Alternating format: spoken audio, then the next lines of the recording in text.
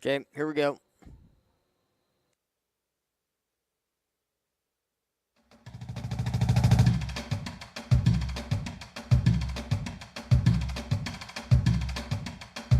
Nebraska Preps postgame with Damon Benning and Jacob Padilla.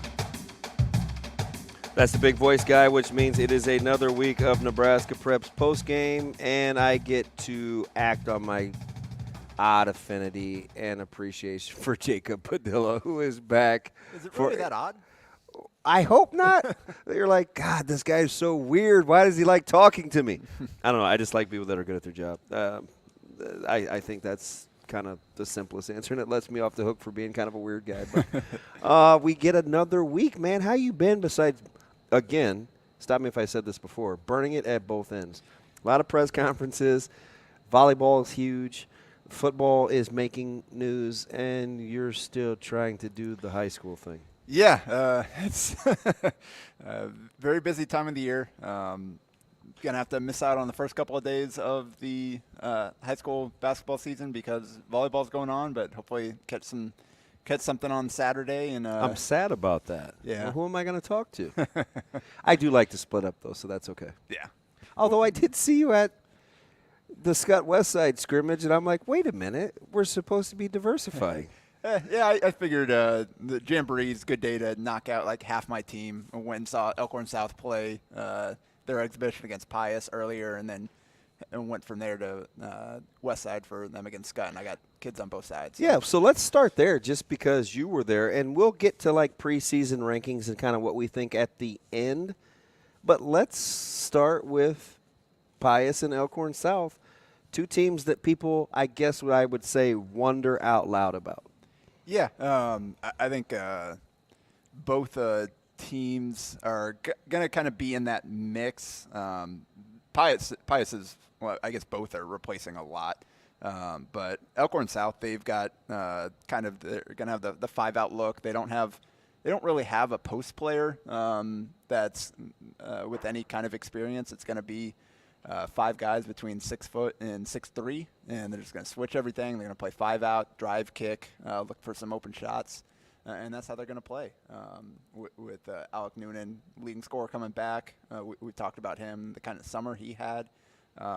You've got Evan Warner coming back off. He's kind of getting back in the flow, but he had some surgery at the end of our season, but got cleared just in time for practices to start.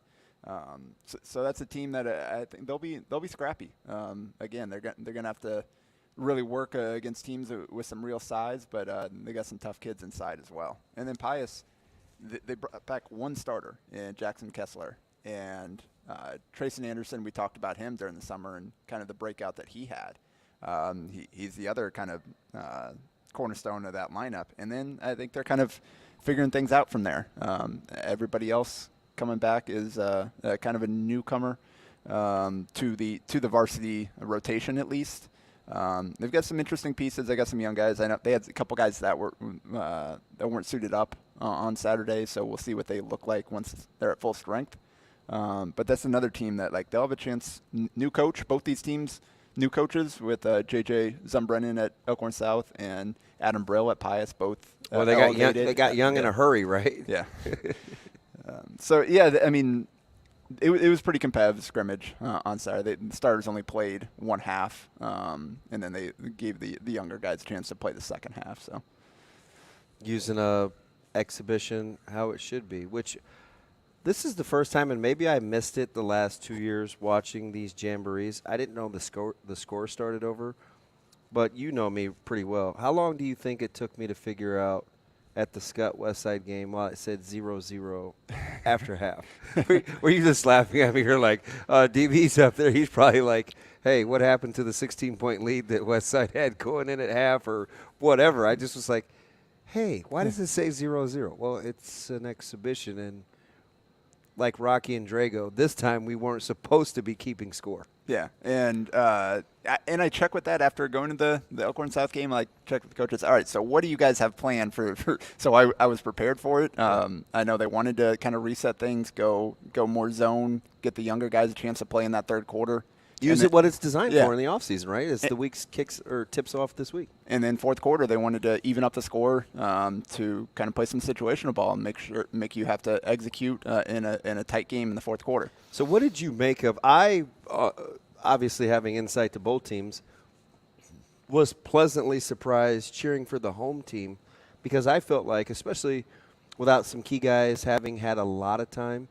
mostly both Caleb's, that I was a little concerned about Westside's depth, and I know that Scott will be a force. They will be the team in Class B along with Springfield or Platteview, and we'll get to that in a second. But I was pleasantly surprised with Westside's depth and how aggressive they were on the defensive end and limiting a couple of fantastic players in Farron and Jake Brack, who, in my opinion, doesn't get enough touches. I don't know if Saturday is foreshadowing, but if that's me, that offense runs through Jake, and I know how dynamic J.J. Farron is. Yeah. For sure. And right? Are we in agreement there? Okay. I think Jake took over for some stretches there. There are times he looks unguardable without fouling him. Yeah. He's 6'8", strong, physical. He goes hard. And he's got last skill, too. summer, I think he started to assert his level of physicality as well. Do you need some more volume? Other way. There we go. Am I loud? Well, I'm right next to you, Jacob. Yeah. He's starting. I watched him the second half of last summer, and he really started to assert himself. And I'm like, uh-oh, for the rest of Class B. Totally agree. And that's where you start with Scott. I mean, they've got good rotation players all around, but Brack is, like, you look at, I think we'll get to Class A, Bellevue West. Josiah Dozer is the difference. He's the only high major commit currently in the state right now. And you have Brack in Class B, Division I player there. So that kind of right there separates you a little bit from kind of the rest of the pack if you take advantage of that skill set. So when you're looking at how the game unfolded, and I like Archer. I mean, he comes from fantastic stock. I know he's competitive, good toughness. They've got a lot of options.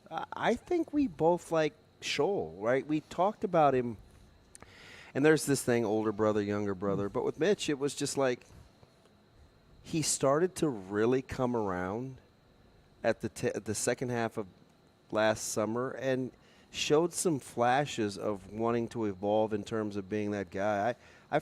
I liked his level of aggressiveness, especially being a young guy. Yeah, and Mitch obviously sidelined right now, unfortunately, dealing with the knee injury. Hopefully he can get healthy. Brock Scholl is the one that took advantage of that. His younger brother, just a sophomore, played a lot of varsity minutes in June and fall league, and we'll see kind of what his role looks like in that team. But as he kind of adjusts to the varsity level of play, he's a versatile kid. He can do a lot of things for them. Long, can put it on the deck or shoot from the perimeter, as well as catch and finish inside. So I think he's a really good fit for what they're going to do, and is going to end up being a pretty good, really good player for them down the line. So with Westside, obviously we know about Kevin Stubblefield, Caleb Benning, Caleb Mitchell, Tate Oddbody. That's a heck of a four, as good as anybody else will have. But depth is going to be an issue. Who's that fifth, sixth, seventh guy in the rotation? Boy, they appear, at least early on, to have some options there going forward. Yeah, on Saturday, Kevin Brown, who obviously I'm a little biased there, coaching this summer. I like that, though, because he needs a good advocate, and you know him as well as almost anybody. And he's quietly a guy that's made a lot of progress. Yeah, he had a really good day on Saturday, and I think he plays with confidence. He has a chance to really help you guys add a little bit more size in the middle. So now you've got Kevin Stubblefield at the 4 as opposed to playing as an undersized 5. You've got Brown there at 6'4", 6'5", next to Stubblefield 6'3". I think you guys list him at 6'4". Yeah, it's the haircut. Yeah, Jacob. It's the haircut. So and then Maddox Anderson and Malik Crawford both played well on Saturday as well. Anderson had a couple really nice plays, knocked down some shots, and had a really nice pass at the end of the half. I liked the little leave. That was nice. Tate Oddbody, and we know Oddbody picked up where he left off, 24 points, knocking down some tough shots. He's going to have a really good season at the high school level, scoring the ball. Playing with the two guards he's playing with, if he lets the game come to him, he will be as efficient a scorer as there will be in the Metro, in my opinion, because he will get some good looks. And I think that'll be how good they are, how quickly they reach their ceiling will depend on kind of how the guards settle in. Obviously, it looked like C.J. Mitchell was working on some rust. He hadn't played competitive basketball since back in the spring. Almost 6 months. Yeah. And then Caleb Benning wasn't suited up at all coming off football. I know he was hoping to get ramped up here, try to get ready to go for the season. So those are your two guards, your leading playmakers, and probably going to take some time to get readjusted to the lineup and figure things out. But once those guys get rolling, then Westside's got a chance to be as good as anybody. Hey, let's hop over to another interesting one because I felt like it was a great matchup on paper because I wanted to see how one compared to another Class B power in Scott. Gretna and Platteview with an early season till as 9 an exhibition. Saturday morning. How about that? Getting it out of the way. Coach Brodsky, Coach Feakin, two of the great guys in high school hoops. And saw Coach Feakin and Coach King over at Elkhorn South, so I'm guessing they schedule that up so they can get some scouting in. And not to our surprise so much with Platteview because we do think that that's the next best team behind Scott. But, man, highly competitive and taking it to Gretna, who has only lost one returner, and you like him on paper. But, man, Platteview had some answers. Yeah, and I mentioned Jake Brack as kind of a difference maker in Class B. Connor Milken would be the other one right there. Correct. That single-handedly makes Platteview a contender, and then you put the rotation players around him. Alex Draper coming back, really good shooter. The other half of the law firm, Milliken and Draper. And Trey Mosman transferring over there. Ezra Stewart is their other returning starter with Milliken and Draper.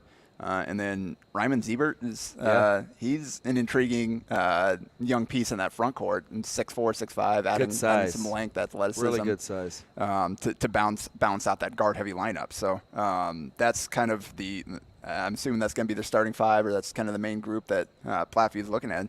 It's a pretty solid group there. Yeah, and, in Gretna's defense, Alex Wilcoxon coming literally fresh off the football field playing in the state championship. He was their starting corner, their backup quarterback, their all-everything guy, kind of still trying to get acclimated into basketball shape. And, I think arguably one of the most improved guys. I'm not going to throw out a comp in terms of literal, but Roselle shows a little bit of William Kyle III in him in terms of being a rim runner, defensive guy. Now, we'll see, because William Kyle III was arguably the most underappreciated player in the state last year, as he's off to a very good start at SDSU. Day one starter and putting up double digits more often So than not. I'm not going there, but the body type and style remind me of one another. And late bloomer type, like you said.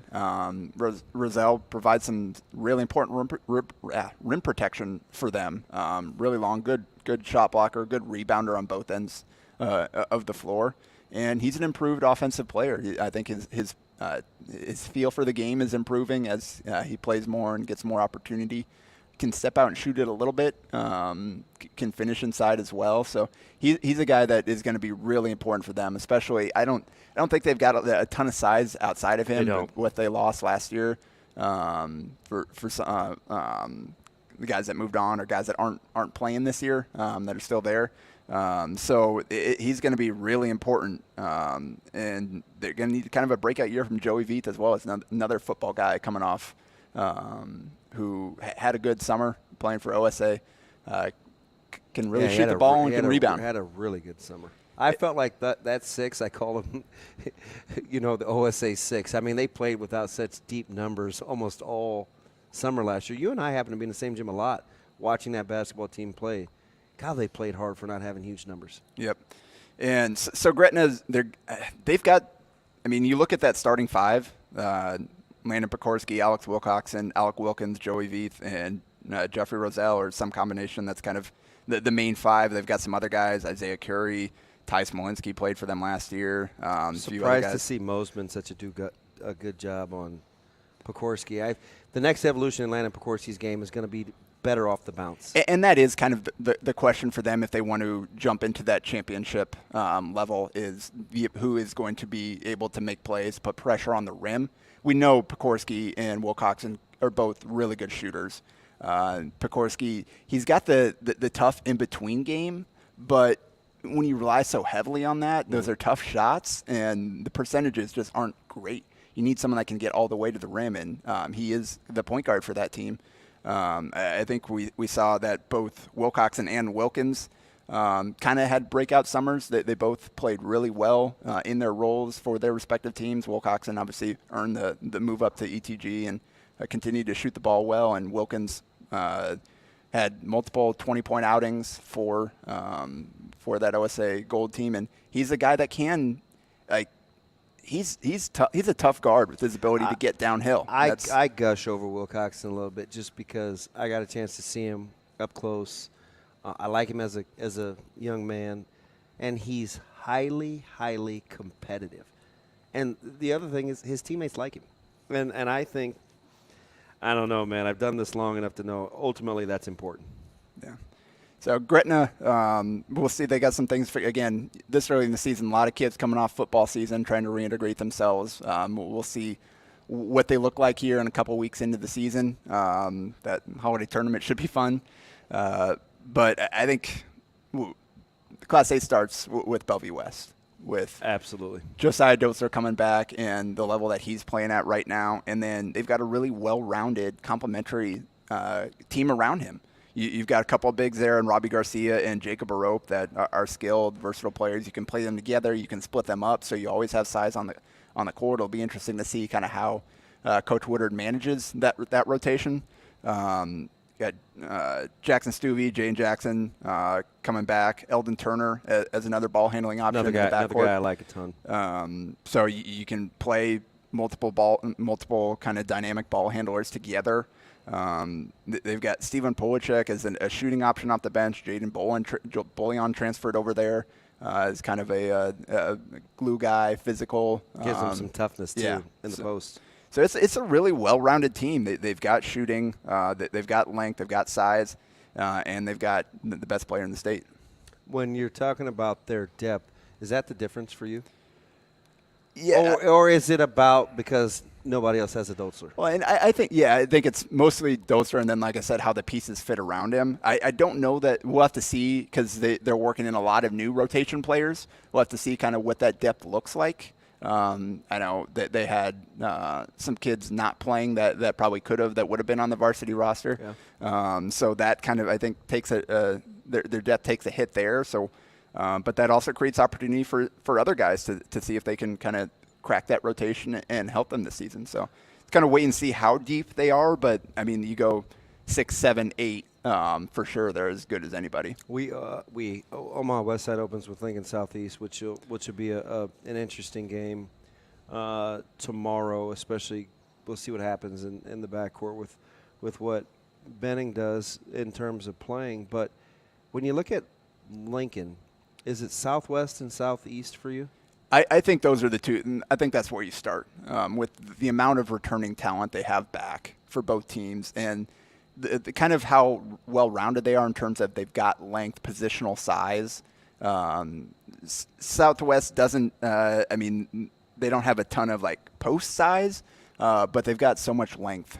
And they can throw out some kind of ridiculously long lineups out there that if they kind of buy into defense and playing together, they can be disruptive, get out. I know they want to play in transition, so that lends itself well to playing that way with that kind of length. If you can get in passing lanes without too much gambling, that's going to be the key there, is staying disciplined but taking your shots and being disruptive.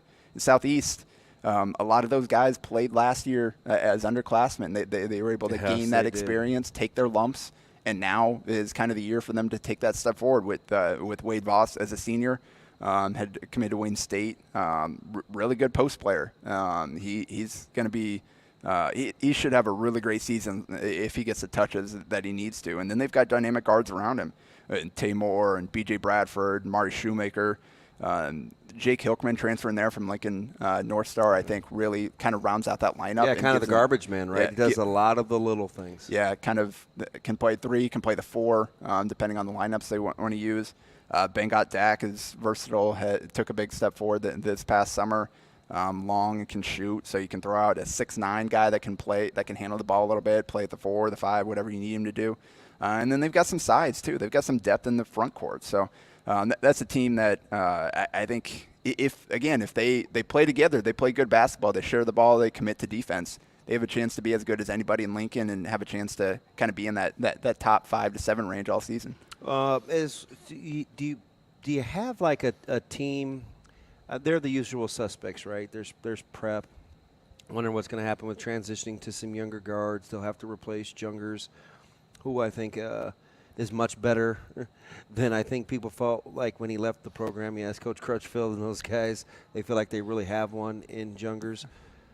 Who's kind of the next crop that you're looking at that you're thinking, oh, this could be interesting? Nobody really has Central's length, but they're going to have to find good guard play and some consistency in scoring. What's left for you in the Metro? Yeah, Creighton Prep is certainly interesting. The first time in a long stretch here, they won't have kind of that D1 player to build around. They've had Jungers, a Caller Rope. They've been on a good roll recently. And those guys are gone now. They've got a lot of guys that played for them last year because of the injuries, how hurt they were last year. That hurt them last year, but I think it benefits them this year where guys got some experience. They've got some size with the Clausen brothers and a few other guys there. It'll be interesting to see kind of who cracks that rotation for them because they've got some depth there. They've got Marquise Tolliver coming back off the injury, missing last season, missing the summer. P.J. Newble. And just really started to come into his own, didn't he? Really good athlete, and I think balances out Joey Reichel as a shooter pretty well. Newble's ability to get to the rim. And Dylan Clausen is a guy that we talked about in the summer that I thought really made a big leap and has some really nice potential. So I think you just kind of throw them into that mix because Josh Lutke is always going to be in that mix. It'll be interesting to see kind of where they settle in and what their ceiling is. Again, without that kind of one guy to build around, but their depth, they're going to play that prep style. So I think they're going to be in the mix as well. Well, they've got a good 3-headed monster. Their critics will poke at the schedule, saying that they got a very favorable draw. But I kind of liked the young nucleus at Omaha North. I think they're going to be a thorn in the sides of teams that they play. They've got Perkins and Strong, and of course, Thomas brothers. We know about Delron Thomas and company. So do you like for North to be able to make some noise independent? Because I'm not one of those guys that holds schedules against people. I think Coach Lichty and that staff have kind of paid a price and toiled a little bit. Is this a breakout year for Omaha North? I think this year is what they've been building to with that, like you mentioned. There's a lot of athleticism, good guard play there. Tiandre Perkins coming back as a senior, Minor Strong and Delron Thomas as juniors. I think ready to. Daleron's played since he was a freshman. Rondale, I think, Minor. Rondale Thomas also a senior shooter for them. Brothers. Daleron's brother. Yeah. But Minor Strong, I think, is ready to kind of take a step forward. Obviously, Mason was there last year as their leading scorer. So I think he's ready to kind of step forward. He's bouncy, long, good playmaker. So they've got a really well-rounded starting lineup. Roy Liu adding athleticism. They don't necessarily. I mean, they've got DeAndre Harper as a post option if you need to throw a bigger body out there.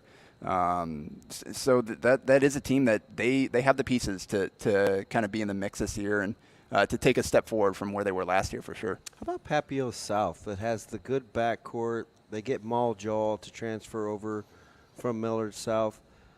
They're a little undersized, but they've got some fellas, especially that can go in the backcourt. Yeah, and we saw Reese Kircher and Bryson Ball both play extensively, start as freshmen. So that'll only benefit them this year. They both played a lot of basketball this summer, both coming off the football field. Hopefully Reese can get healthy. I know he got hurt during the football season, so hoping to see him back at full strength. But they've got some good guard play. You've got Devin Jones, kind of the glue guy, the guy that's going to defend and put some pressure on the rim to balance out a guy like Ball, who is a knockdown, catch and shoot, three-point shooter, who's really long too. He's kind of crafty going to the basket on the rim. So they're going to need some guys that haven't played a lot of minutes to step up in the front court, like an Aiden Miller as a senior. You've got some sophomores, Trent Krogman, Jayden Herrera. It'd be interesting to see kind of how that rotation shakes out. Andrew Peterson's another senior that's going to play for them. And we talked about Ty Jelinek adding depth in that backcourt as well this summer. So they've got a lot of pieces. We'll see kind of they don't have you mentioned Maljaw. We'll see how he kind of settles into that rotation. I think brings something a little different than some of their other guys there. So that was a nice pickup for them. But, yeah, that's got a chance to be a good team once again. Let's jump over to B real quick before we get out of here. We talked about Scott. For you, is Platteview next? I think so. I mean, without having seen them beyond the summer league where it's a little different. Obviously, no game plans. Connor Milken's a little more free to just go out and do his thing because you don't have defense's scheme to make life difficult for him in the same way that you will during the regular season. But he's also had that for 4 years, so he knows how to handle it. And there aren't a lot of defenses that Connor Milliken hasn't seen. Yeah. So, yeah, definitely they're in the mix. I think Bennington, they bring back 5 of their top 8. Their starting 5 should be as solid as any in Class B with Nick Colbert, Trey Bird, Gunnar Lime, Isaac Connor, Dylan Cassard adding size in the middle.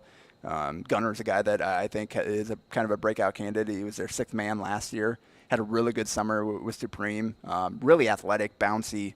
I think he's a guy going to have a chance to be one of their leading scorers alongside a guy like Trey Bird, who is their leading returning scorer, almost 10 a game last year, can really shoot the ball. And used to winning. Yes. Trey Bird's a winner. Yeah, so those are all football guys. Like literally basically everybody that plays basketball for them played football. So we'll see. Maybe they might need some adjustment early in the season as they make that transition from the long football season.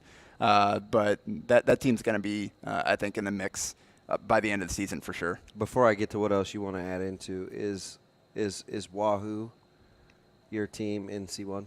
Oh, for sure. I think so. They bring back the most pieces. Now they've got to kind of show that they can click. Yeah, figure out how all those pieces work together. We saw them kind of come up short in the postseason last year. Some uncharacteristic play down the stretch. You need to be able to avoid that. You got to be able to play your best ball when it matters most. And we haven't seen that yet from them. But just when you look at the roster, obviously Marcus Glott coming back as a centerpiece there, but Benji Nelson is a guy who I think has a chance to have a really good season for them. Cameron Kashishki, they've just got a lot of pieces. I don't know that anybody has as many rotation players that have proven that they can play at that level in C1. But there's some like Ashland Greenwood, I think, will be in the mix. Auburn, if they can get healthy, they're always Taxes in Auburn basketball, right? They'll be in the mix as well. And I don't think C1 they lost a lot in that senior class last year. Like C1 was as competitive as any class, the most competitive in my opinion. Yeah, and that postseason was phenomenal. So they lost a lot of pieces from there. I don't think it's as deep, but that also creates some opportunity for some other teams to rise up, and we'll see what teams those will be this season. Parting thoughts? I'm excited to get started here. We've been it's kind of quick switching flipping the switch here quickly. Going from football. Nobody gave us the manual on how to shut it down and ramp it back up. But if anybody can handle it, we'll take on the task. Yep. So looking forward to seeing some games, seeing some results this weekend, and then kind of reassessing as we finally have some real data as opposed to just rosters we're looking at. Yeah, one thing I think you and I, maybe me more than you, will have to manage is some teams getting acclimated to new pieces and without some key pieces. So we kind of have to be patient after the first weekend. Yeah, like I said, holiday tournament should be fun. Until then, just kind of feeling out first few weeks, I think. Nudge, nudge, wink, wink. He's letting you know how he thinks it's going to go. We're going to ramp up to the holiday tournaments. One of the best in the business. That's my main man, Jacob Padilla. We'll be back next week with Nebraska Preps postgame.